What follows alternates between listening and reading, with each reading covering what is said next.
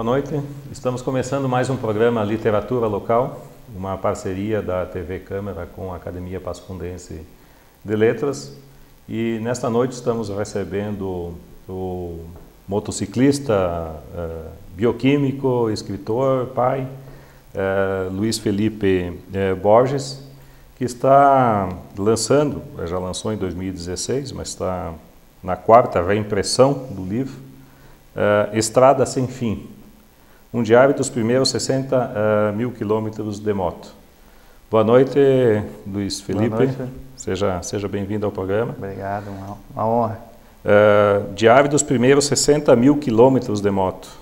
Esse livro, na verdade, compila, então, uma quilometragem aí razoável de viagens pelo Brasil e, sobretudo, a América Espanhola, né? Nós estávamos comentando. Isso. Na verdade, esses 60 mil são só as histórias que estão no livro, né? Na verdade, eu já devo ter rodado aí umas 200, 300 mil quilômetros de moto, né? Mas eu compilei no livro somente assim, as viagens de longa distância, né? De 8, 10, 11 mil quilômetros, né? Sim. O livro é dividido em 8 capítulos, né? Onde traz o relato das 8 viagens, vamos dizer assim, mais longas que você fizeste de uma vez só, né? A história começa, a primeira viagem mais longa, a Bahia, né? Bahia, foi a nossa primeira... Eu já tinha ido uma vez para o Rio de Janeiro, com uma motinha pequena, com um amigo, e aí a gente viu que as distâncias não são tão grandes assim como a gente imaginava, né? Sim. Então a gente viu que o Rio de Janeiro já era logo ali. Assim, tá, o Rio de Janeiro já é logo ali, vamos para a Bahia logo, né? Então a gente começou a ver que o mundo não é tão grande mais e que é possível chegar nos lugares que a gente só via pela televisão, só via nas músicas. Tu sabe que lendo o livro a gente tem bem essa impressão mesmo, e até eu fiquei curioso, né? Nós estávamos conversando. Viajar de moto, você parece que vai mais rápido, você anda mais rápido, você consegue chegar nos lugares mais... Diminuir as distâncias, vamos dizer assim? Sim, porque a moto é um veículo muito prático, né? Como todo mundo acha que é perigoso, mas a moto na estrada ela é mais fácil de você ver livre de algumas situações, porque ela é muito pequena. Então, se vem um carro, um caminhão na contramão, tu cai só para o acostamento, é meio metro de pista, tu resolve. Uhum. E ela tem uma relação peso-potência muito grande. Então ela acelera muito rápido. Fazer ultrapassagem, tu não precisa de muito espaço como precisaria com um carro, né? Sim, e a segunda viagem que vocês fizeram daí foi para o Chile, né? O Chile, sul do Chile, né? O capítulo 2. Eu fiquei fascinado com esse relato aqui, porque assim, essa questão da distância das viagens foi impressionante. Daqui a pouco você estava em Mendonça, de Mendonça estava em Santiago do Chile, e de Mendonça ao Santiago é 400 quilômetros, né? A gente tem às vezes uma noção de que fica do outro lado. Que é muito longe. E não é, né? É logo ali. É impressionante. Por exemplo, Porto Alegre é praticamente daqui a Porto Alegre. Daqui a Porto Alegre, exato. Entre Mendonça. E essa região de Mendonça é uma região muito bonita também, né? Pelo relato que você faz. A região de Mendonça ali valeria, até a gente comenta, às vezes a gente passa por lugares assim, e que depois a gente comenta, pô, esse lugar aqui valeria uma viagem só até aqui. Só até aqui. Porque certamente tu teria, ficando uma semana ali, tu teria atividade para todos os dias. Uhum. Porque as paisagens são muito variadas, tem montanhas, tem os vinhedos de Mendonça que são muito famosos. Você consegue ir a Mendonça fazendo duas pernas, né? De 700 quilômetros? Não. Mendonça tem que ser de moto em três pernas. Três pernas. Três pernas. Mas tu vai o quê? Daí a Uruguaiana? A Uruguaiana, ou um pouquinho adiante de Uruguaiana. Aí tem várias opções. Eu escolho um trajeto um pouquinho mais longo, de 40 km, uma que tem menos movimento. Aham. Você vai até uma cidade chamada Venado Tuerto, que são 700 quilômetros de Uruguaiana. De Uruguaiana. E depois dessa cidade até Mendonça são mais 700 e pouco. Mais 700, né? Então, de Uruguaiana até Mendonça é uns 1.400 quilômetros nessa mais ou base. menos, 1.400, 1.500. Mais 400 está em Santiago. Mais 400 está em Santiago. E o Chile é muito bonito, né? O Chile as descrições que tu fazes. É bonito de ponta a ponta.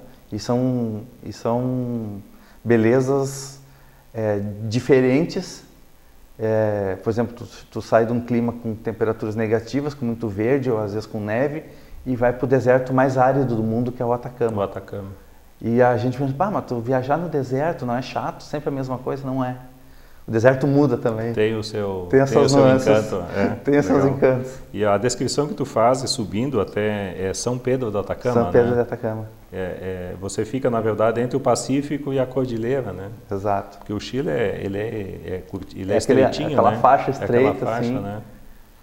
É interessante. E a noite deve ser muito bonita também, A né? noite no deserto, ela é algo assim... Indescritível.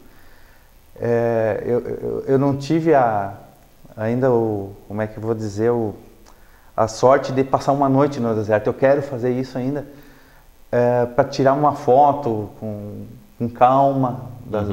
Porque como por exemplo, no Atacama, a umidade... O Atacama é o deserto mais árido do mundo.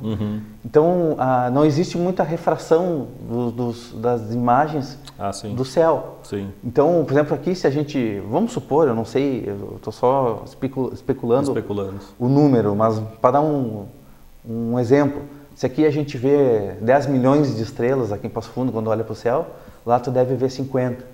Ali tem o telescópio, né? O Atacama é forrado de telescópio. De bases do mundo inteiro. Nessa primeira viagem que vocês fizeram ao Chile, vocês foram mais para o sul, né? Para o sul. Foram até Bariloche? A gente foi até Puerto Montt, no Chile, e depois atravessou a cordilheira lá embaixo para Bariloche. Bariloche fica já no lado argentino. No lado argentino, é. Tu me falaste, fora do ar, nós estávamos comentando, Bariloche é um balneário e uma estação de esqui ao mesmo tempo. No inverno tem o principal atrativo deles é o Cerro... não é o Tronador. Eu não me recordo o nome agora, mas é uma estação de esqui bem famosa. E ali tem o Catedral, Cerro Catedral. O Catedral. E na região tem outras estações de esqui. E no verão eles focam nos esportes assim ligados à natureza, como trekking, canoagem, tem atividade o ano pesca todo. de truta, salmão, essas coisas. Sim. Mais atividades lacustres, porque é uma região que tem muitos lagos ali. Deve ser muito linda a paisagem. É muito lindo, O contraste das montanhas, às vezes nevadas, com aqueles bosques verdes e do outro lado um deserto da Patagônia. É ali que tem o Vale Encantado? O Vale próximo a Bariloche. O nome já diz tudo. Uma imagem de cinema. E eu gostei muito também do relato que tu fizeste, eu visitei também o site, né? Vocês têm um grupo que se denomina Cuturneiros, né? Na verdade, vocês começou no motociclismo de forma bastante singela, assim, de forma bastante amadora, sem né? pretensão nenhuma, né? Era só um pouco para economizar dinheiro, que com o que eu economizava de gasolina eu pagava o consórcio da moto, e para se divertir no final de semana também, porque eu tinha meu irmão e meu primo que faziam as viagens locais de moto, assim, para conhecer aquelas estradas de chão que ninguém mais usa, que todo mundo hoje pega o asfalto para ir de um lugar para o outro, né? A gente fazia esse deslocamento por estrada de chão para conhecer novos lugares. Assim. Você é natural de Santa Maria? Santa Maria. Reside em Passo Fundo desde 99? Desde 99. Quando me formei. Formação como bioquímico, atua na área. Isso. No laboratório do hospital. E eu acho que é muito bom sair de dentro do laboratório, né? Também um pouco, eu acho que é a fuga da... A gente passa o dia inteiro trancado lá dentro, né? E eu sempre gostei desse contato com a natureza, assim, então... Até por isso que eu escolho sempre esses destinos, assim, Patagônia, Argentina, que eles focam muito nisso aí lá. E eu vejo que, na verdade, a escrita surgiu também como uma necessidade de você fazer o registro das viagens, não esquecer, e ao mesmo tempo também ser um subsídio, uma ajuda para quem pratica o motociclismo. Exato, também, né? Porque há uns anos atrás, hoje a informação está acessível, está muito acessível, né? Então, tu coloca ali na internet, ali, num site de busca ali, Bariloche, e tu acha relato de viagem de moto, de bicicleta, de carro, né? Sim. N coisas. Mas na época não. Na época a gente tinha que pesquisar muito para não entrar em fria, né, cara? Sim. Para saber o que eu ia precisar para chegar lá. Sim, hoje tu viaja certamente com GPS. Sim. Na época que só mapinha de papel, né? E as informações que tu tinha dos livros dos amigos aí que escrevi. E nós falávamos também, há um certo fascínio pela Argentina, né? Pela qualidade das estradas, pela hospitalidade do povo. O povo é muito hospitaleiro na Argentina. As estradas são excelentes, os motoristas são muito educados. Todo mundo tem por causa do futebol até, eu acho que todo mundo tem aquela rivalidade. Aquela rivalidade, não existe aquela rivalidade, não existe. Isso aí existe aqui na fronteira. Tu sai 200 quilômetros da fronteira, o pessoal, tu para abastecer, o pessoal vem conversar contigo, tu passa na estrada, os caminhoneiros te buzinam e te abanam.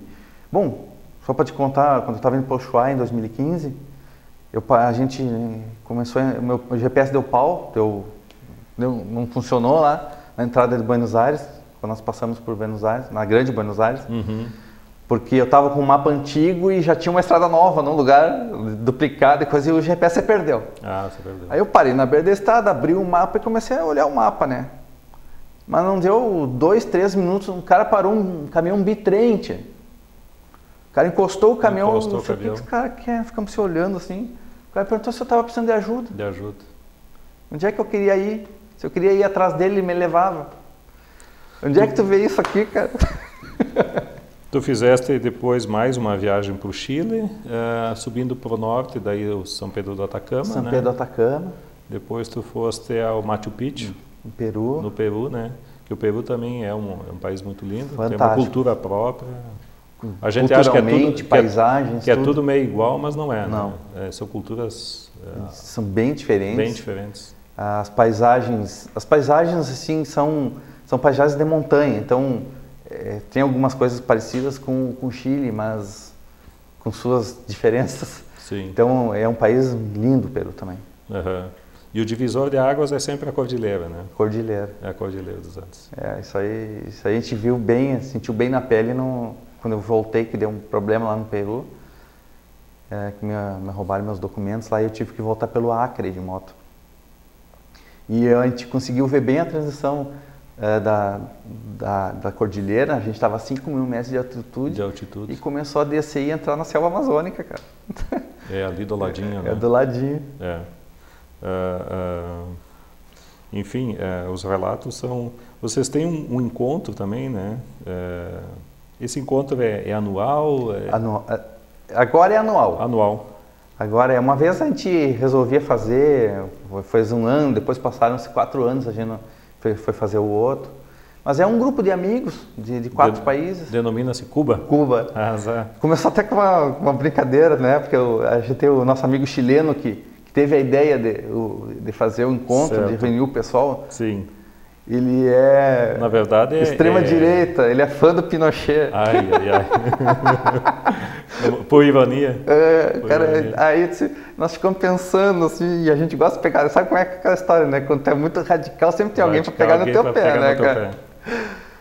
Porque na verdade é a sigla dos Chile, países... Chile, Uruguai, Brasil, Argentina, Chile, dos países Uruguai, envolvidos. Dos países envolvidos. E fechou todas, né? Fechou com a Ilha do Fidel lá.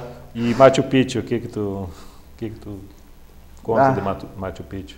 Machu Picchu... Ele é no altiplano lá da a viagem no Peru, a gente fez metade dela no altiplano, né? Altiplano. Então, sempre acima dos 3.000 metros. E as paisagens, sempre com montanhas nevadas, rios, vida selvagem na beira da estrada. O pessoal nativo, aquelas cholas caminhando com aquelas roupas tudo coloridas, carregando os filhos nas costas, carregando fardos de alimentos nas costas. Alimento nas costas. Felipe, né? Posso chamá-lo Felipe. Felipe, nós vamos para um breve intervalo e nós retornamos em seguida com mais relatos de viagem aí do nosso motociclista. Isso aí.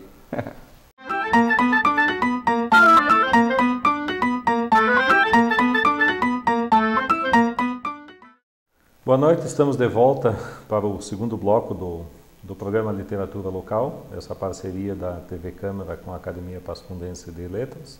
Nessa noite estamos entrevistando o motociclista e escritor Luiz Felipe Borges. Luiz, nós estávamos comentando, Luiz Felipe, enfim, nós estávamos comentando fora do ar a respeito da escrita, da literatura. E me chamou muita atenção um trecho aqui do José Saramago, que você reproduzes no livro, né? É do livro Viagem a Portugal. Viagem a Portugal, né? Do Saramago. Saramago. Eu gostaria de ler aqui na orelha, para o público em casa. Diz o Saramago: a viagem não acaba nunca. O fim de uma viagem é apenas o começo de outra. É preciso ver o que não foi visto, ver outra vez o que se viu já, ver na primavera o que se vira no verão, ver de dia o que se viu de noite, com o sol onde primeiramente a chuva caía, ver a seara verde, o fruto maduro, a pedra que mudou de lugar, a sombra que aqui não estava. É preciso voltar aos passos que foram dados, para repetir e para traçar caminhos novos ao lado deles. É preciso recomeçar a viagem, sempre. É preciso recomeçar a viagem, sempre. A gente já chega de viagem pensando na próxima. Na próxima. Porque, de fato, quando a gente viaja, a gente sempre passa mais ou menos pelos mesmos caminhos, né? E você fica curioso, né? O que tem em volta desse caminho, exato. Né? E por mais que tu passe, principalmente nesses locais assim que são diferentes dos nossos, por exemplo, a Cordilheira. A primeira vez que eu passei na Cordilheira, eu chorei, cara. Que foi ali entre Santiago e Mendoza, na Argentina. Uhum. E eu já passei ali mais 3 ou 4 vezes. Uhum. E sempre foi diferente. Uhum. O texto do Saramago caiu assim como uma luva. E esse passo da Cordilheira, eu tenho uma curiosidade, existem outros passos? Existem vários passos na Cordilheira. Vários passos da Cordilheira. Esse é o principal que todo mundo usa. Porque né? Foi um dos primeiros a ser asfaltado e a principal comunicação da capital chilena com o Atlântico. E é relativamente seguro? Seria mais seguro? Ele é mais seguro porque ele tem uma atenção o ano inteiro, dos dois lados. Eu digo atenção porque essas regiões de alta montanha, elas precisam de muita manutenção, porque rola muita pedra das montanhas. Sim. Tem as nevascas. Até no verão neva às vezes. Então eles estão sempre passando trator, passando solução salina para tirar gelo. E a altitude que chega ali no passo? Aqui nesse aí ele é muito usado por isso também, ele não é tão alto. Se eu não me engano, a estrada tem um máximo ali 3.000 metros de altitude. Chegaste a sentir o mal da montanha, aquele mal-estar que normalmente acomete as pessoas? Já em altitudes superiores a 4.000. A 4.000. Mas para isso a gente toma algumas precauções, né? Uhum. Quando começa a subir já... Isso aí muito eu aprendi com as leituras antes de ir. Uhum. Porque o cara vai despreparado, tu sucumbe. Sim. Tem que fazer um planejamento mínimo, né? Tem. E tu tem, por exemplo, é a lei do esforço mínimo quando tu tá lá em cima. Sim. Tu vai parar a moto, tu tem que cuidar já o lugar que tu vai parar para não se desequilibrar. Não fazer muito esforço. Não fazer muito esforço. Evitar o esforço, então, é o canal. Exato. Tu tem que caminhar como doente, sabe? Assim, um passo de cada vez. Uhum. Sem pressa. E tomar algumas precauções. Por exemplo, viagem na Bolívia, Peru, tomando chá de coca direto. A população, tu encontra em qualquer mercado lá. Sim. É uma prática comum lá, não tem nada de droga no negócio. Eu vi uma foto tua um pouco constrangido comprando as folhas de coca. Mas é o jeito de não passar mal. É muito comum para eles lá, né? Porque se tu não toma... É comum, é o dia a dia deles, é como o nosso chimarrão aqui. Certo. Tem no café da manhã, em todos os hotéis, tem o chá industrializado. Uhum. O saquinho, como tem o nosso chá preto, aqui tem o chá de coca lá. Agora, eu deixei para o final porque me fascina muito essa viagem, Ushuaia, a Terra do Fogo, né? E você cruza simplesmente a Patagônia, né? Nós estávamos comentando, o quê? 2.500, 3.000 quilômetros. De Patagônia deve dar quase 3.000 quilômetros. 3.000 quilômetros. De deserto. De deserto. De deserto. De vento, de pedra, de Mas vocês fizeram isso o quê? Em 2 dias? Em 3 dias? Nós levamos...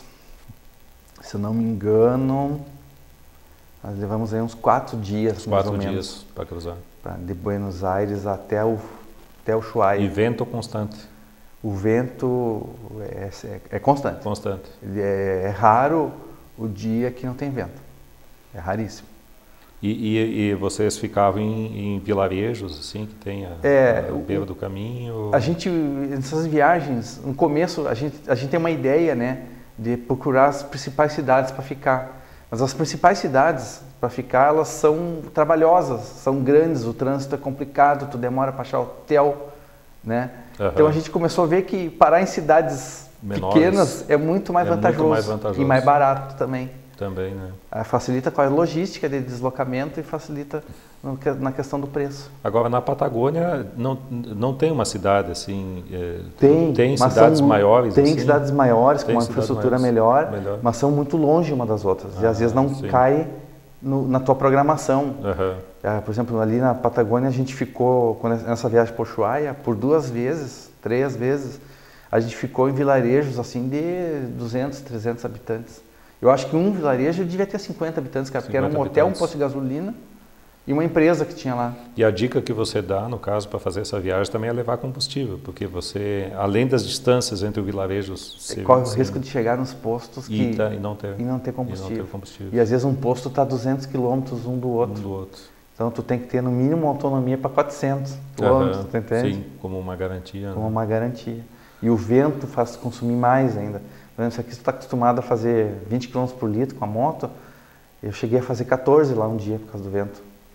A primeira viagem que vocês fizeram foi um planejamento bem rigoroso, né? Foi. O que eu notei no livro é que você foi relaxando depois, né? Parece a gente vai aprendendo, né? Até se tu lê o livro, tu deve ter notado que no final do livro a escrita está melhor também. Porque eu escrevi esse livro de 10 anos. Pois é, isso que eu queria falar também da escrita, o processo da escrita, que esses relatos você fazia à medida que eles iam acontecendo, que a viagem ia, porque ele é em forma de diário, né? É um diário. É um diário. Eu fazia, o primeiro, o primeiro para a Bahia, eu fiz depois da viagem. Mas os próximos eu fiz durante a viagem. Eu terminava o dia de viagem e ia para o computador e lançava no site o nosso dia de viagem. Mas o computador que tu leva ou uma lan house? Não, eu levava. Levava? Eu levo. Ou leva um notebook? Um notebook, depois um netzinho. Mas você consegue ser conectado aí, você leva um... Todos os hotéis têm Wi-Fi. Wi-Fi, né? É tranquilo. É tranquilo. Aí você escreve direto no site. No site. Até para quem quer conhecer um pouco mais sobre as aventuras, relatos, fotos, entre no site Coturneiros, né? Coturneiros, assim mesmo, né? Assim está errado, mas é assim mesmo. Não é Coturneiros, é coturneiros.com, né? www. Lá você vai encontrar vídeos, relatos sobre as viagens, que são simplesmente fascinantes, né? Mas nós estávamos falando de Ushuaia. E aí, Ushuaia, é o fim do mundo mesmo? É o fim do mundo. A natureza é exuberante. Exuberante. Exuberante. Porque a natureza selvagem, né? Selvagem, bem conservado. Só para te ter uma ideia, ali na Patagônia, a maioria dos locais turísticos, eles proíbem a venda de coisas em sacolas plásticas. Só para te ter uma ideia da consciência ambiental que o pessoal já tem lá, porque eles vivem disso, eles precisam disso para manter o turismo, né? Sim. E tem muitos pontos para visitar, né? Tem muita coisa. Muita coisa para fazer. Muita coisa. Mas o Perito Moreno é ali ou não? O Perito Moreno fica na cidade de El Calafate. El Calafate. Antes de Ushuaia. Tá.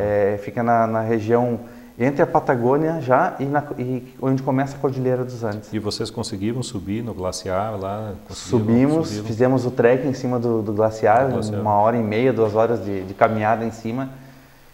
Recomendo porque foi uma experiência Deve ser fantástica. Fantástico. Caminhar naquele gelo milenário ali. Para chegar, Ushuaia vem a ser a capital da Terra do Fogo, é isso? Ushuaia é... Agora tu me pegou, eu não sei se Ushuaia. Porque a Terra do Fogo é o quê? Você atravessa o Estreito de Magalhães, e entra na Terra do Fogo, que é uma ilha, né? Ela não tem contato com o continente, né? Isso, E ali tu anda numa parte chilena dela. Ela tem uma parte chilena. Ainda tem uma pendenga ali Chile e Argentina, Chile e Argentina, naquele né? fundão ali. É que dá um encontro ali entre os dois, né? Exato, que o Chile ainda mantém uma saída para o Atlântico ali, na região do canal. Uhum. E, bom, nesse dia a gente tem que passar por 4 aduanas, né? A gente sai da Argentina, entra no Chile, depois sai do Chile e entra na Argentina. Fica aquela... É uma burocracia, medonho, e o Chile é muito burocrático, né? É ruim, né? E tem o final, tem uma placa famosa lá do final é a Rota 3? Rota 3, que ela sai de Buenos Aires e vai ao último pedaço de estrada argentino que tem na América do Sul. 3.079 quilômetros. Exato. Que coisa, hein? Ali acaba. Não, sem dúvida, é um relato para a vida toda, né? Impressionante. E se está ali a 1.000 quilômetros da Antártida, né? Por barco só, né? Vocês foram, no verão? Foi final do verão. A gente saiu daqui no final de fevereiro e viajamos praticamente primeira quinzena de março por lá. E já começa a sentir o frio. Esfriar. Esfriar. O ideal ali de Ushuaia é de novembro a fevereiro. Novembro a fevereiro.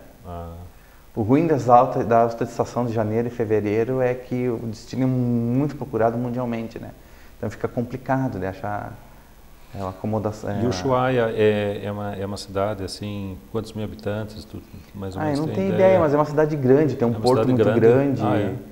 É uma cidade... Tem uma vida movimentada. Muito movimentada. Gente do mundo inteiro. Não é só turismo, quer dizer... Eu acho que deve ser mais turismo. Não, funciona praticamente em função do turismo. Do turismo, né? Mas tem uma indústria da pesca, alguma coisa?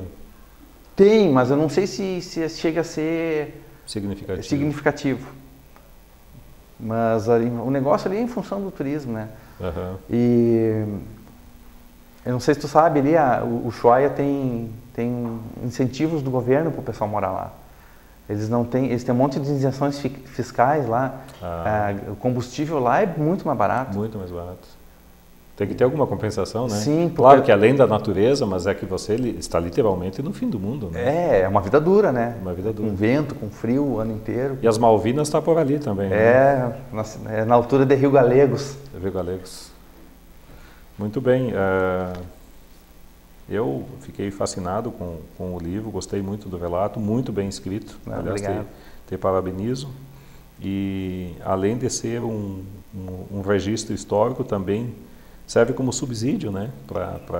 Ajuda quem nunca foi, né? Quem nunca foi, né? E no meu caso, eu tenho em casa mais de 70 obras relacionadas a viagens de moto. Tu me falaste que tu começaste a ler efetivamente, assim, com mais influenciado por essa... Exato. Por essa busca. Por uma necessidade também, por informação, né? Até nós estávamos comentando eu peguei também... gosto. Quando tu relatas ali sobre o Peru, me lembrou muito Mário Vargas Llosa, né? Tem a biografia dele, que é Um Peixe na Água, e quando ele foi candidato a presidente do Peru, e depois ele foi derrotado pelo Fujimori, né? Desgraçadamente, porque o Fujimori depois foi um desastre para o Peru, né? Mas a biografia, como ele é peruano, então essas cidades, Arequipa, Tacna, eu conhecia através do relato. Pelo livro. Inclusive tem um escritor também que eu admiro muito, o Daniel Galera, que ele também escreveu um romance, Barba Ensopada de Sangue, que se passa em Garopaba. E eu não conhecia Garopaba. E aí eu fui a Garopaba para... Recomendo essas leituras para você, como conhecedor in loco, né, desses locais aí, aqui na América Espanhola. A leitura, porque a literatura latino-americana é muito rica, né? Então nós temos aí o próprio Mário Vargas Llosa e outros escritores que... Mas, Luiz Felipe, infelizmente chegamos ao fim do programa. Nós agradecemos a tua presença e agradecemos a TV Câmara e sucesso nas vendas aí, e nas viagens. Obrigado pela presença. Agradeço a vocês também pelo espaço de poder divulgar o livro, de contar um pouco das minhas histórias aí. Não digo nem aventuras, porque muita gente gosta de falar em aventura, mas é uma viagem. É uma viagem. É o meu jeito de viajar, né? Muito bem. Então, muito obrigado. Boa noite a todos. Boa noite.